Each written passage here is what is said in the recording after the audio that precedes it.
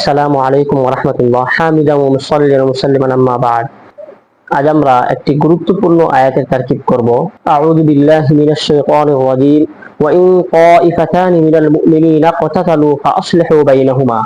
অর্থাৎ, যদি মুসলমানদের দুই দল পরস্পরে দ্বন্দ্বে লিপ্ত হয়ে পড়ে, তবে তোমরা তাদের মাঝে মীমাংসা করো।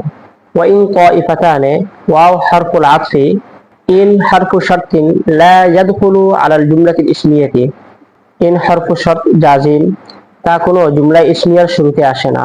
যদি তারপরে কোনো ইসমে মারফু থাকে, তাহলে বুঝতে হবে যে তা উজ্জ কোনো ফেইলের ফাইল। পরবর্তী ফেইলটি হচ্ছে উজ্জ ফেইলের তাফসীর।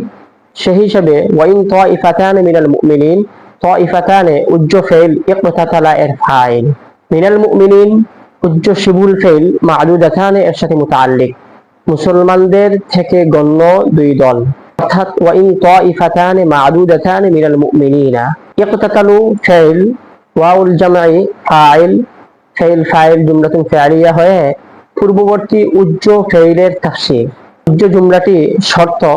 ফাআসলিহু বাইনাহুমা, ফা রাবিতা, আসলিহু ফাইল, ওয়াউল জামঈ ফাইল, বাইনাহুমা জরফ মুতাআল্লিকুন বিআসলিহু, ফাইল জরফ মিলে জুমলাতুন ফি'লিয়া হয়ে জবাবু